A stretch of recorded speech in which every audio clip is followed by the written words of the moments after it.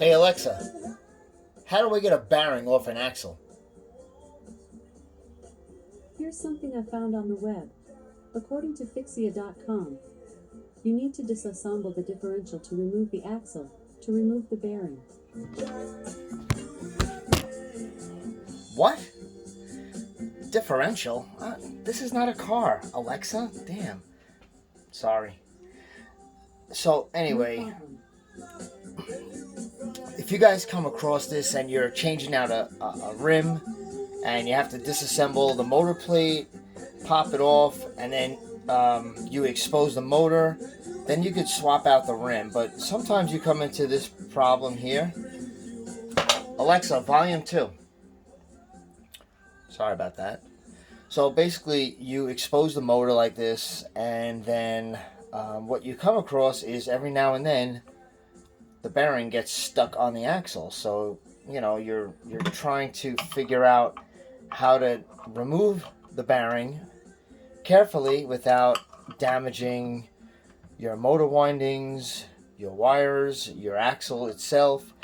So what I do is I come across a very useful tool, and you can pick this up in any Harbor Freight or Home Depot, and it's basically a pulley, and it's used for various things. In this case, I'm using it to pull the bearing. So basically what I'm going to do is, it has a center point, which is great because I have a center point right on my axle, and I can adjust this up and down just to get a good fit.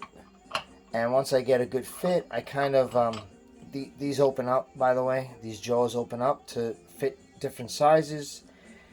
And let me just show you, because it comes in 3 different sizes. This kit I actually did get from Harbor Freight, and it's a 3-piece kit, and the largest size opens up to a good, I'd say like 5 inches, something like that. Here you go. So 3, 4, and 6 inch. So the largest one opens up to 6 inch, which I really haven't used it. I just used I think the medium size one I'm using. So I don't know, it costs you about 25 bucks in Harbor Freight. Pick one up, and it's very useful because watch the difference of trying to struggle and the ease of this pulley. So once you get it kind of locked on there pretty good, you just want to get this point. You want to get this point centered right over the center of your axle like that.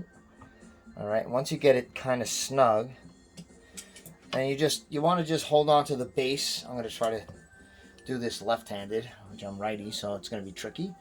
So just to show you, so I'm really holding pressure on the bottom side of this pulley, and then I just start cranking down. And sometimes it comes out easier than others, but I find it's a process, but it does work. There you go. So after it kind of releases, gets a little easier. It might pop once or twice. There you go. Don't be afraid. That's just the bearing moving against the axle. So you're not damaging it, you're just moving it so it's very, very tight. This Sherman happens to, this Sherman happens to have been ridden in a lot of water, so it's probably just rusted on there and stuck. So as it comes out, it's just making that popping noise, and it's getting easier to turn.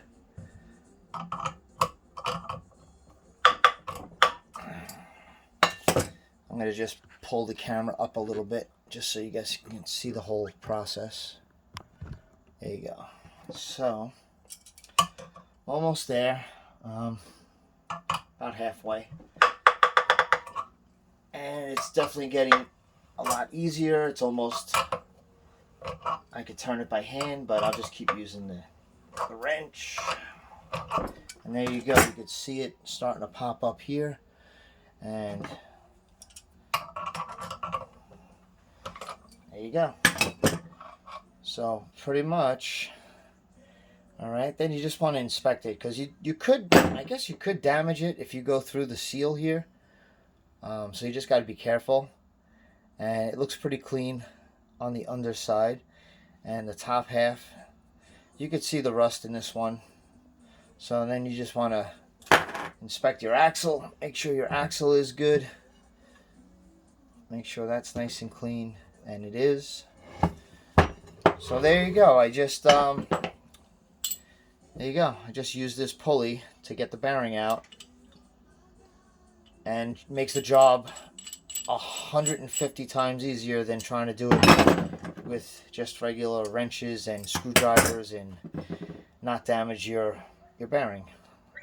All right. So thanks, guys. Thanks for tuning in, and I'm always trying to help out. I know you guys are some of you guys are real new at this stuff, and it's a challenge. And it's scary because, you know, this stuff here, once you damage this, you know, you're basically out of a motor, $300 and more.